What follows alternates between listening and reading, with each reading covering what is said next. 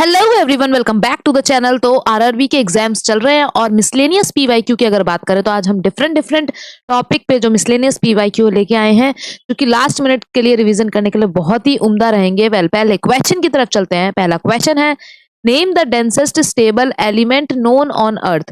तो जो हमारा सबसे ज्यादा जो एलिमेंट्स हमें पता है उनमें से सबसे ज्यादा डेंसेस्ट स्टेबल एलिमेंट कौन सा है?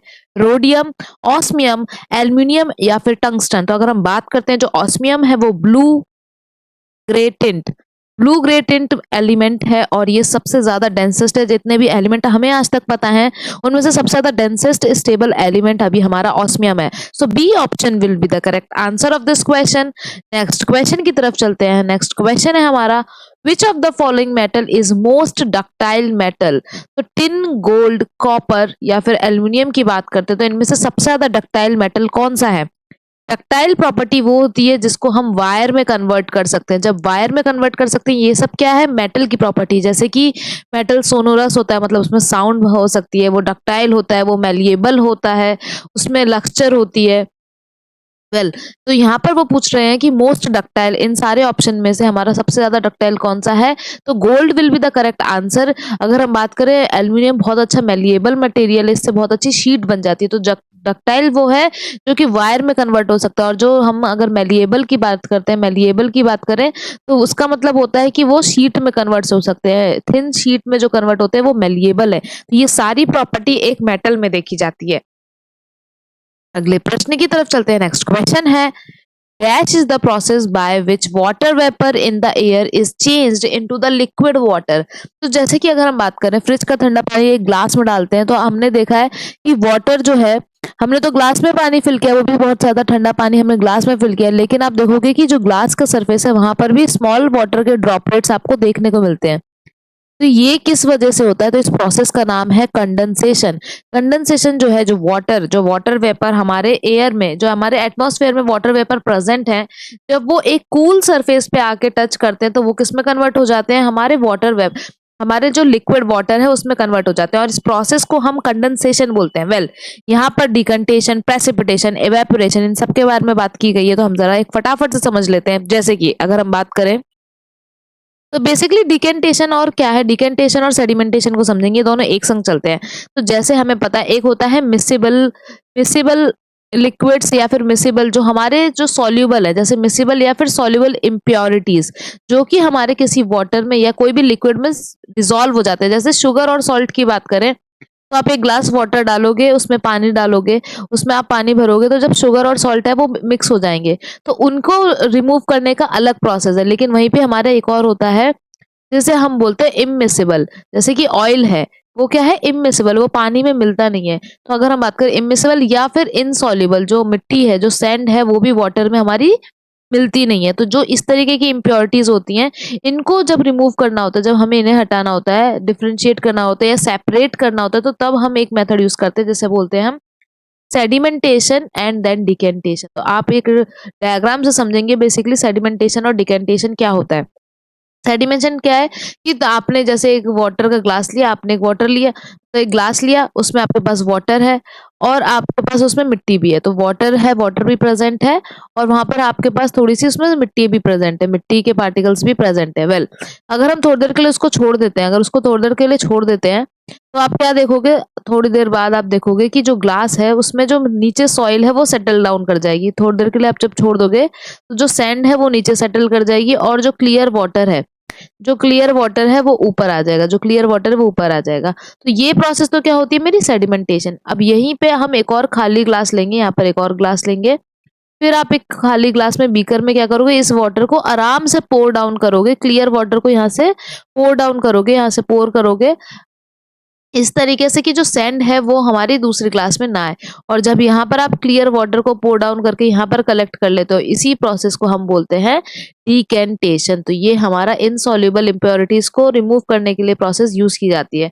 एक हम क्या करते हैं, डिकेंटेशन, और दूसरा आपको पता ही है हम फिल्ट्रेशन मेथड भी यूज कर सकते हैं। फिल्टर पेपर के थ्रू हम क्या कर सकते हैं? फिल्ट्रेशन मेथड यूज कर सकते हैं। फिल्टर पेपर के थ्रू हम उसको फिल्टर करके अलग से साइड कर सकते हैं। एक मेथड हो गया हमारा फिल्ट्रेशन और एक मेथड होता है हमारा sedimentation and sedimentation and decantation. वहीं पे हमारा ऑप्शन में और एक और चीज थी, वो था प्रेसिपिटेशन और इवेपोरेशन। तो प्रेसिपिटेशन इवेपोरेशन क्या है, वाटर साइकिल को लेते हैं। जैसे कि अगर वाटर हमारे पास क्या है, अगर हम बात करें हमारे पास यहाँ पे सी है, सी लेवल से जो हमारा सन है वहां पर एक प्रोसेस देखने को मिलती है, जब वाटर हमारे वाटर वेपर में कन्वर्ट होते हैं, इस प्रोसेस को बोलते हैं इवेपोरेशन।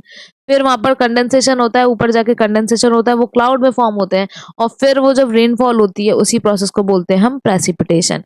वेल, इस क्वेश्चन का आंसर हमारा कंडेंसेशन हो जाएगा। नेक्स्ट क्वेश्चन की तरफ चलते हैं। अगला क्वेश्चन है, during the occurrence of thunder and lightning, जब हमारी बिजली कड़कती है और आवाज आती है, तो जब थंडर एंड लाइटनिंग हमें देखने को मिलता है, स्टॉर्म जब होता है उस टाइम पे, तो क्या होता है, whether lightning is seen first, क्या हमें पहले बिजली कड़कते हुए दिखती है, और थंडर इज सीन फर्स्ट, या फिर आप पहले बिजली को कड़कते हुए देखते हो या पहले आप आवाज सुन लेते हो।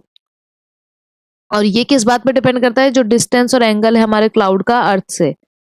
बिल्कुल गलत बात है, ये इस बात पे डिपेंड नहीं करता है। सेकंड ऑप्शन कह रहा है lightning is seen at the same time as thunder is heard. ये भी गलत बात है, लाइटनिंग और जो थंडर है वो हमें एक संग नहीं दिखती। पहले क्या होगा, आपको बिजली कड़कती हुई दिख जाएगी और फिर थंडर सुनाई देगा। ये इसलिए क्योंकि जो हमारी स्पीड ऑफ लाइट है वो स्पीड ऑफ साउंड से बहुत ज्यादा होती है, इसलिए पहले बिजली कड़कती है। जो स्पीड ऑफ लाइट है और जो स्पीड ऑफ साउंड है, तो स्पीड ऑफ लाइट जो है हमारी स्पीड ऑफ साउंड से बहुत ज्यादा होती है, इसलिए जब बिजली कड़कती है तो हमें पहले लाइटनिंग देखने को मिलती है और फिर थंडर सुनाई देता है। वेल, इस क्वेश्चन का आंसर डी ऑप्शन हो जाएगा। अगले क्वेश्चन की तरफ चलते हैं। नेक्स्ट क्वेश्चन है, which one of the following attributes is not true for uniform circular motion.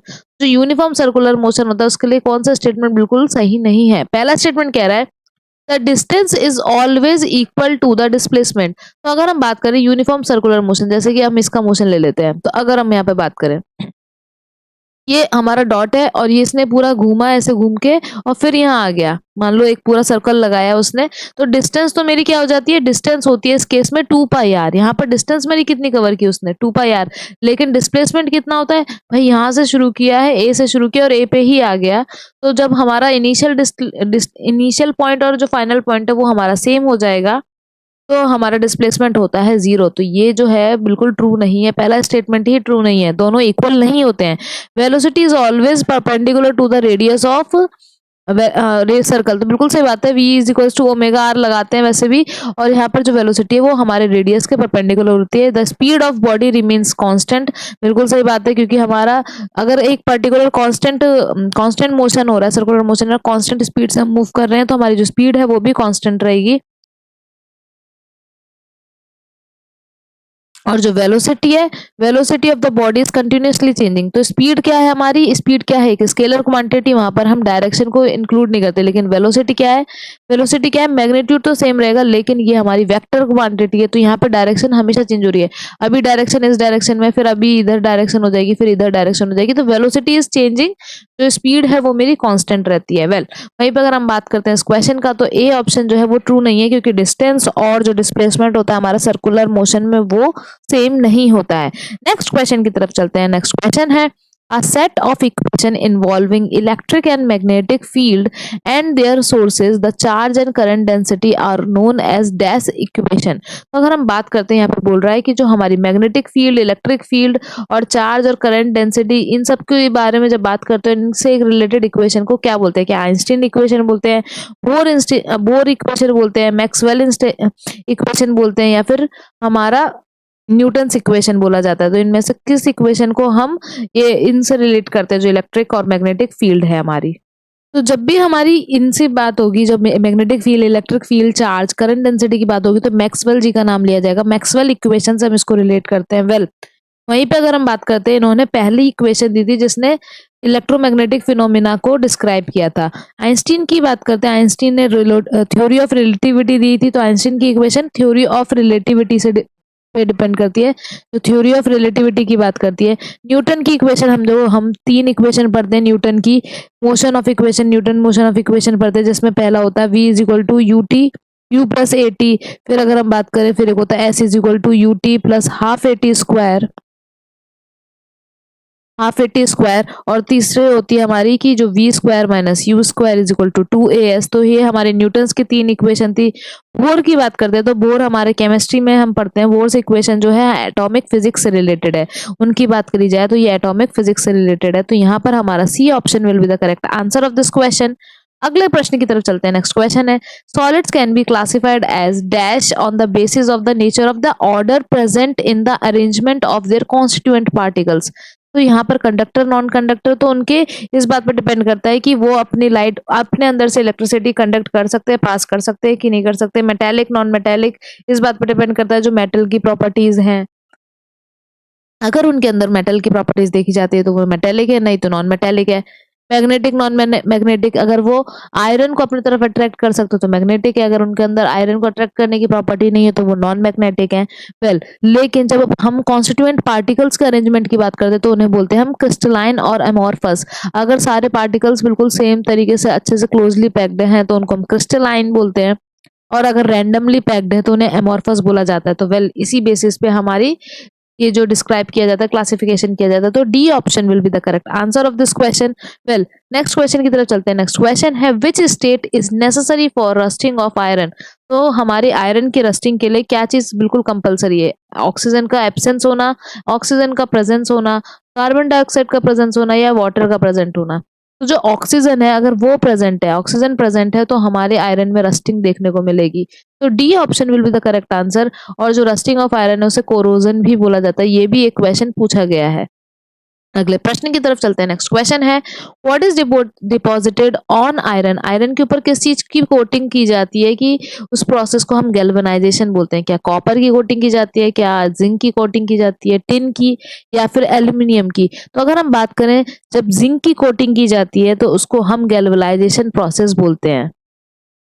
तो गैल्वेनाइजेशन जब हम आयरन के ऊपर जिंक की कोटिंग करते हैं तो उसे गैल्वेनाइजेशन कहा जाता है। वेल वहीं पे अगले प्रश्न की तरफ चलते हैं। नेक्स्ट क्वेश्चन है, rusting of iron is an example of. तो जो रस्टिंग ऑफ आयरन है जिसमें हमारे ऑक्सीजन की प्रेजेंस होना बहुत जरूरी है, उसको किसका एग्जाम्पल माना जाता है? कंबशन का, या फिर कोरोजन का, इवेपोरेशन का, या फिर कंडेंसेशन का? तो इवेपोरेशन और कंडेंसेशन तो अभी समझा था। इवेपोरेशन क्या है? जब वाटर जो है हमारा वो वेपर में कन्वर्ट होता है। तो जब वाटर हमारा वाटर वेपर में कन्वर्ट होता है तो उसको हम बोलते हैं इवेपोरेशन, और वाटर वेपर हमारा वाटर में कन्वर्ट होता है। इसका उल्टा जब होता है तो इसको बोलते हैं हम कंडेंसेशन, और इसको बोलते हैं हम इवेपोरेशन। वेल वहीं पे अगर हम बात करते हैं कंबशन की, तो कंबशन के लिए भी ऑक्सीजन की रिक्वायरमेंट होती है। इसके लिए हम बचपन में एक एग्जाम्पल पढ़ते हैं हमेशा कि कैंडल को आप ऐसे बर्न करो तो जलती रहेगी, फिर उसको एक क्लोज ग्लास से ढक दो तो थोड़ी देर बाद आप देखोगे कि वो उसकी जो फ्लेम है वो बंद हो जाएगी, क्योंकि oxygen is very important for combustion. Combustion क्या है? बर्निंग। वेल वहीं पे अगर हम बात करते हैं रस्टिंग ऑफ आयरन के लिए भी ऑक्सीजन की रिक्वायरमेंट रहती है। अगर ऑक्सीजन प्रेजेंट है तो आयरन की रस्टिंग हो जाएगी, और ये किसका एग्जांपल है? ये एक कोरोजन का एग्जांपल है। तो B option will be the correct answer of this question. अगले क्वेश्चन को देखते हैं। नेक्स्ट क्वेश्चन है, dash gas gives an orange glow when electricity is passed through it. It is generally used in fluorescent lighting. तो अगर हम बात करें तो कौन सी गैस हमारा ऑरेंज ग्लो देती है? नाइट्रोजन, हाइड्रोजन, नियॉन, या फिर ऑक्सीजन? तो जो नियॉन है वो फ्लोरेसेंट लाइटिंग भी उसको जनरली हम कहते हैं, और जब इलेक्ट्रिसिटी पास करते हैं तो उसमें ऑरेंज ग्लो देखने को मिलता है। तो neon gas will be the correct answer of this question. Well कुछ इंपॉर्टेंट क्वेश्चन जो कि हमारे मिसलिनियस क्वेश्चन है, इसका पार्ट 1 है हमने डिस्कस किया। वेल अगर पार्ट 2 की बात करें तो पार्ट 2 भी थोड़ी देर में आएगा। तो stay tune and thank you so much for watching. Like and subscribe our channel.